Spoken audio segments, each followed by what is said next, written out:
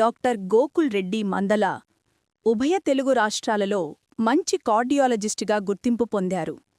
Osmania medical కాలేజీలో ఎండి, DM cardiology చదివిన ఆయన హైదరాబాదులో గత 30 సంవత్సరాలు పైగా వైద్య వృత్తిలో ఉంటూ సీనియర్ కార్డియాలజిస్టుగా పేరు తెచ్చుకున్నారు. ఎన్నో క్లిష్టమైన గుండె జబ్బులకు అవలీలగా చికిత్సలు అందించి ఎంతోమంది రోగులకు కొత్త జీవితాలను ప్రసాదించారు. వైద్య వృత్తిని ఆయన సామాజిక సేవగా భావించి వారానికి ఒకరోజు ఉచితంగా వైద్య సేవలు అందిస్తున్నారు. ప్రస్తుతం జూబ్లీహిల్స్లోని అపోలో హార్ట్ ఇన్స్టిట్యూట్లో కార్డియాలజిస్టుగా పనిచేస్తున్నారు. ఇటీవల ఎస్ఆర్బి భారత్ యూట్యూబ్ ఛానల్ ఆయనను కలిసింది. ఈ సందర్భంగా పలు గుండె సంబంధిత సందేహాలకు ఆయన సమాధానం చెప్పారు. ఆయనతో జరిపిన ఇంటర్వ్యూ విశేషాలు ఇప్పుడు చూద్దాం. డాక్టర్ గారు, కార్డియాలజిస్ట్గా మీరు జంటనారాల్లో ఎంతో మంచి పేరు తెచ్చుకున్నారు. అపోలో హాస్పిటల్కి మీ సర్వీస్ని ఇస్తూ ఎంతోమంది పేషెంట్లకి సర్వీస్ చేస్తున్నారు. చాలా మంచి పేరు ప్రదర్శనలతో ఉన్నారు. మరి అటువంటి కార్డియాలజీ గురించి, గుండె జబ్బులు రాకుండా నివారణ జాగ్రత్తలు ఇవన్నీ కూడా మా వీక్షకులకు చెబుతారా? తప్పకుండా అండి. హార్ట్ ఫెయిల్యూర్ అంటే ఏమిటి? ఇది రాకుండా ఎలాంటి జాగ్రత్తలు తీసుకోవాలి? మనము నార్మల్గా చూస్తుంటాము, హార్ట్ ఫెయిల్యూర్ డయాగ్నోస్ చేస్తుంటారు, వాళ్ళకు కాలువాపులు వస్తుంటాయి, నడుస్తుంటే ఆయాసం వస్తుంటుంది. ఇది హార్ట్ ఫెయిల్యూర్ అంటాము. అంటే మన హార్ట్ అనేది మనకు కావాల్సినంత బ్లడ్ సప్లై చేయకుండా వీక్ అయిపోతుంది. దీనికి యూజువల్గా 2 మెయిన్ కారణాలు. ఒకటి, మనకు ప్రీవియస్గా హార్ట్ అటాక్ వచ్చి హార్ట్ వీక్ అయిపోయి ఉంటుందండి. రెండోది, జన్యుపరంగా మనకు హార్ట్ ఫంక్షన్ తక్కువ ఉంటుంది. ఇవి హార్ట్ ఫంక్షన్ తక్కువ వాళ్ళలో హార్ట్ ఫెయిల్యూర్ రావచ్చు. కొంతమందిలో హార్ట్ ఫంక్షన్ నార్మల్గా ఉండి కూడా హార్ట్ ఫెయిల్యూర్ రావచ్చు. అవి కొంచెం రేర్గా చూస్తుంటాము, కాకపోతే వయసు ఉన్న వాళ్ళు చూస్తుంటాము. కాకపోతే 95% చూసేది హార్ట్ ఫంక్షన్ తక్కువ ఉన్న వాళ్ళలో. హార్ట్ ఫంక్షన్ తగ్గడం కారణం ఒకటి హార్ట్ స్ట్రోకు, 2 జన్యుపరంగా హార్ట్ వీక్ అవడము.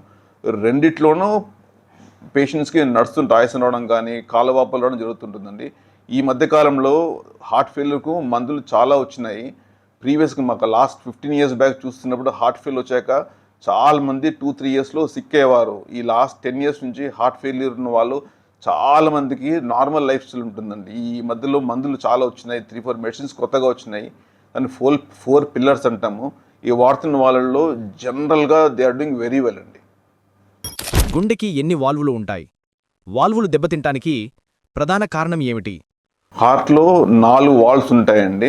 2 లెఫ్ట్లో ఉంటాయి, 2 రైట్లో ఉంటాయి. హార్ట్ వాల్వ్ దెబ్బతింటానికి మన ఇండియాలో మెయిన్ కారణం రొమాటిక్ డిజీజ్ అంటాము. అంటే చిన్నప్పుడు మనకు కీలువాపులు వస్తుంటాయి. కొంతమందిలో ఆ కీలువాపులు వచ్చినప్పుడు డాక్టర్ చూపించుకోకుండా ఉండే, ఇంజక్షన్ వాడకుండా ఉండే కొంతమందిలో హార్ట్లో కవటాలు దెబ్బతింటాయి.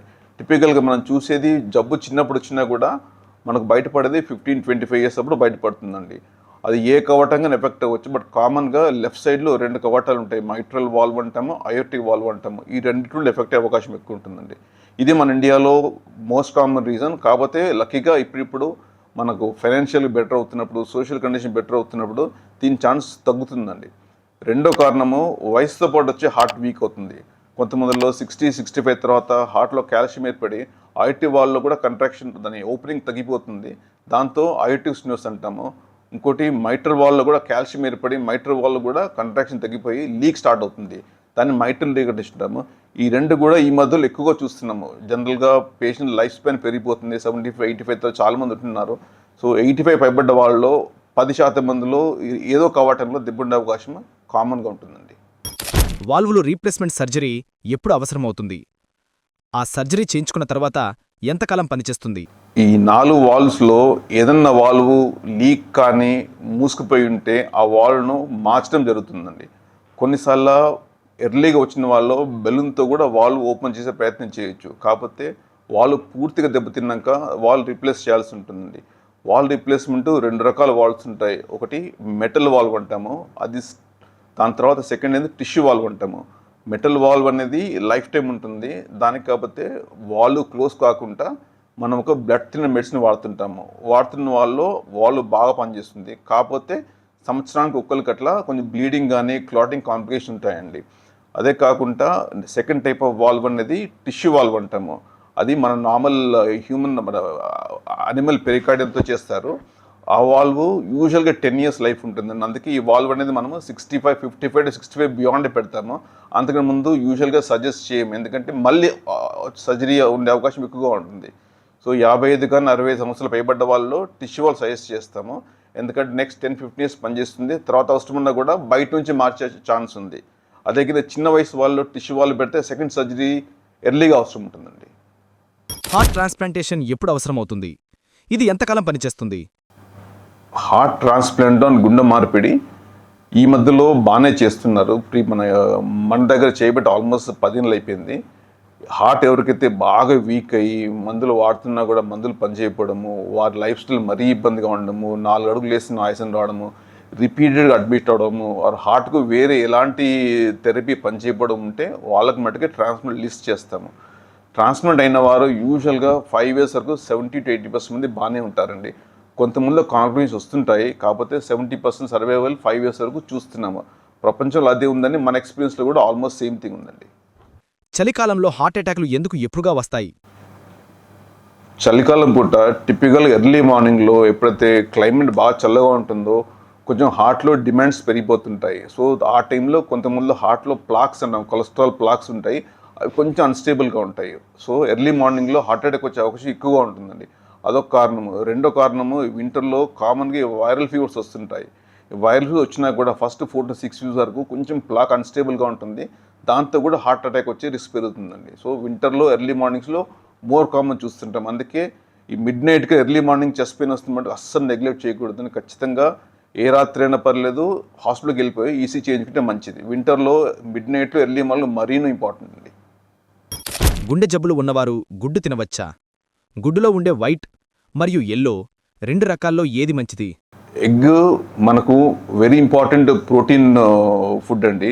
ఎగ్ వైట్ అనేది హార్ట్కి ఎలాంటి నష్టం చేయదు, ఇన్ఫాక్ట్ లాభం చేస్తుంటుంది. ఎగ్ వైట్ నష్టం ఏం లేదు. ఎల్లో మటుకు వీళ్ళంత మటుకు తక్కువ తింటే మంచిది, అంత మాత్రం పూర్తిగా అవాయిడ్ చేయని అవసరం లేదు. యూజువల్గా ఎంత తక్కువ తింటే అది మంచిది. టిపికల్గా మంత్లీ 1 twice కంటే తక్కువ తీసుకుంటే మంచిది. అదే తప్ప ఎల్లో తినకూడదని కాదు, కానీ ఎంత వీలుంటే అంత తక్కువ చేస్తే మంచిది. వైట్ ఎల్లో కంపేర్ చేసుకుంటే white is 10 times better than yellow అండి. గుండె జబ్బు ఉన్నవారు రోజుకు ఒక గుడ్డు తినడం మంచిదేనా? విత్ ఎల్లో తోటి నార్మల్ పాపులేషన్ అండి, egg whole egg per day protein ప్లేస్మెంట్కు మనకు ఫ్యాట్ సరిపోతుంది తప్ప ఆల్రెడీ ఎస్టాబ్లిష్ హార్ట్ డిజీజ్లో కానీ ఎస్టాబ్లిష్ కొలెస్ట్రాల్ ఉన్న వాళ్ళు కానీ ఎగ్ ఎల్లో యూజువల్గా తక్కువ చేయమని చెప్తాం, అంత మాత్రం అవాయిడ్ చేయమని చెప్పము. We want them to limit whites తీసుకొస్తే వెళ్ళో తక్కువ చేయాలండి. శాకాహారం, మాంసాహారం ఈ రెండిట్లో ఏది గుండెకు మంచిది?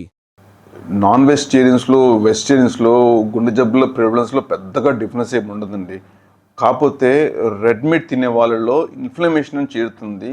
కొంతమందిలో రెడ్ మీట్ తినే వాళ్ళలో ఇన్ఫ్లమేషన్ తోటి గుండె జబ్బు వచ్చాక మళ్ళీ వచ్చే అవకాశం ఉంటుంది. కాబట్టి గుండె జబ్బు వచ్చాక ఆర్ కొలెస్ట్రాల్ ఎక్కువ ఉన్న వాళ్ళు రెడ్ మీట్ మటుకు తక్కువ చేయమని చెప్తాము. అదర్వైజ్ మాంసాహారంలో శాకాహారంలో గుండె జబ్బు రావడానికి నేదర్ ప్రెస్క్రైబ్ చేయదు, నాట్ ప్రివెంట్ చేయదండి. కాకపోతే ఎవరికన్నా కూడా వెజిటేబుల్స్ ఎక్కువ తీసుకుంటే యాంటీ ఆక్సిడెంట్స్ ఉంటాయి కాబట్టి హార్ట్ అటాక్ వచ్చే అవకాశం తక్కువ ఉంటుంది. సముద్ర ఉత్పత్తులు అంటే సీ ఫుడ్స్, ఇవి తింటే గుండెకు మేలు చేస్తాయా? సీ ఫుడ్స్లో ఒమెగా 3 ఫ్యాటీ యాసిడ్స్ ఉంటాయండి. అది ఆయిలీ ఫిష్లో ఉంటుంది. ఆయిలీ ఫిష్ తిన్న వాళ్ళు జనరల్గా గుండె జబ్బు వచ్చే అవకాశం తక్కువగా ఉంటుంది. అంతే మాత్రాన జపనీస్ వాళ్ళు ఫిష్ తిన్నంత మాత్రాన హార్ట్ డిజీజ్ రాదనేది తప్పండి.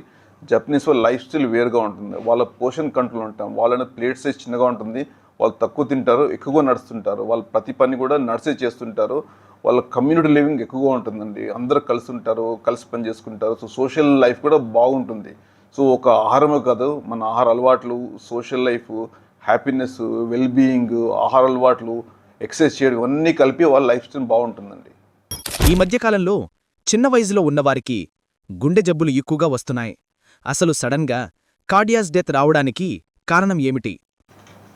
హిస్టారికల్గా గుండె జబ్బు అనేది 55 పైబడ్డ వాళ్ళు చూస్తుంటాము. కాకపోతే ఈ మధ్యలో మనం పేపర్లోనూ మీడియాలో చూస్తున్నాము, చాలా చిన్న వయసు వాళ్ళు, 40 years తక్కువ ఉన్న వాళ్ళు, 20 years ఉన్న వాళ్ళు హార్ట్ స్ట్రోక్స్ వస్తున్నాయి. దీనికి మేము లాస్ట్ 20 yearsలో గమనించిందంటే స్మోక్ చేసే వాళ్ళను, ఎర్లీగా షుగర్ ఇచ్చే వాళ్ళను, చిన్నప్పటి నుంచి కొలెస్ట్రాల్ ఎక్కువ ఉన్న వాళ్ళను ఎక్కువగా ఛాన్స్ ఉంటుంది.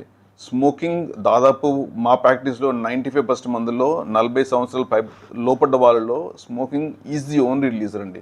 కాకపోతే ఈ మధ్యలో కొంతమందిలో ఈ మత్తు పదార్థాల వల్ల కూడా హార్ట్ స్ట్రోక్స్ చూసామండి. మన జిమ్లో కానీ, ఎక్సర్సైజ్ చేస్తున్నప్పుడు కానీ, ఫుట్బాల్ ఆడుతున్నప్పుడు కానీ, క్రికెట్ ఆడుతున్నప్పుడు కొంతమందిలో సడన్ కార్డియాక్ డెత్ ఉంటుంది.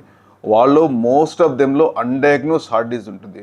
మనకు తెలియకుండానే వాళ్ళకు గుండె జబ్బు ఉంటుందన్నమాట. కొంతమంది హార్ట్ కవాటాల్లో మార్పు ఉంటుంది, కొంతమంది హార్ట్ మజిల్ థిక్గా ఉంటుంది, కొంతమంది తెలియకుండా కూడా హార్ట్ వీక్గా ఉంటుంది. ఈ జబ్బు ఉన్న వాళ్ళు తెలియకుండా యాక్టివిటీలో పార్టిసిపేట్ చేస్తే వాళ్ళు సడన్ కార్డియాక్ వచ్చే అవకాశం ఉంటుందండి ఒకటి.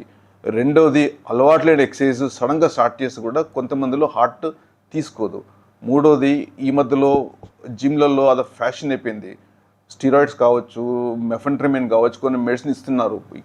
పిల్లలకు మజిల్ మీద బాగా మోసు పెరిగిపోయింది. ఆ మజిల్ రావడానికి డ్రగ్స్ అలవాటు పడుతున్నాం. దాంతో కూడా మనకు కొంచెం ఎర్లీగా హార్ట్ స్ట్రోక్స్ చూస్తున్నామండి. ఫుట్బాల్ ప్లేయర్స్ చాలామంది ప్లేగ్రౌండ్లోనే సడన్గా హార్ట్ అటాక్తో చనిపోయినట్టు మనం వార్తలు విన్నాం. అసలు దీనికి కారణం ఏమిటి? ఎనీ స్పోర్ట్ అండి, ఫుట్బాల్ కావచ్చు, క్రికెట్ కావచ్చు, ఇంటెన్సివ్ స్పోర్ట్లో అన్డయాగ్నోస్ హార్ట్ డిసీజ్ అంటాం. మనకు తెలియకుండా ఉండే గుండె జబ్బులు కొన్ని ఉంటాయి. కామన్గా హైపోట్రోఫిక్ కార్డియోమైపోత్ ఉంటుందండి, లాంగ్ క్యూటీ సిండ్రోమ్ ఉంటుందండి, కొన్నిసార్లు వాల్ డిసీజ్ ఉంటుంది, అయోటిస్నోస్ అంటాము. ఇవి మనకు ముందు టెస్ట్ చేసినా కూడా మిస్ అయిన వాళ్ళ మట్టుకే జరుగుతుంటుందండి. ఇది కామనెస్ట్ రీజన్. 100 మందిలో 90-95% ఈ రెండే కారణాలు ఉంటాయండి. అందుకే యూజువల్గా స్పోర్ట్స్ ఆడినప్పుడు కాంపిటేటివ్లో ఇవన్నీ చెక్ చేస్తుంటారు. బట్ చెక్ చేసినా కొంతమందిలో మిస్ అయ్యే అవకాశం ఉంటుందండి. కరోనా తర్వాత హార్ట్ అటాక్ ఎక్కువగా ఎందుకు వస్తున్నాయి? కరోనా టైంలో అందరి మాదిరి మేము కూడా చాలా పేషెంట్స్ను హార్ట్ అటాక్ చూసామండి. కాకపోతే కారణం అప్పుడు తెలీదు. చాలాసార్లు కోవిడ్ వైరస్తో కూడా క్లాటింగ్ టెండెన్సీ పెరిగిపోయింది కాబట్టి హార్ట్ అటాక్స్ ఆ టైంలో వచ్చినాయి. లక్కీగా వ్యాక్సిన్ తర్వాత ఈ చాలా మటుకు తగ్గిపోయినాయండి. వ్యాక్సిన్తో హార్ట్ అటాక్ రావడం అనేది యూజువల్గా వాట్సాప్లో క్రియేట్ చేసిన మిత్ అండి. మా పర్సనల్ ఎక్స్పీరియన్స్లో వ్యాక్సిన్ తోటి హార్ట్ అటాక్ అనేది ఈ మధ్య కాలంలో చూడలేదండి. ఇనిషియల్ కూడా చాలా ఓవర్లాప్ ఉండేది. Most of them were covid related heart attacks తప్ప వ్యాక్సిన్తో కాదు.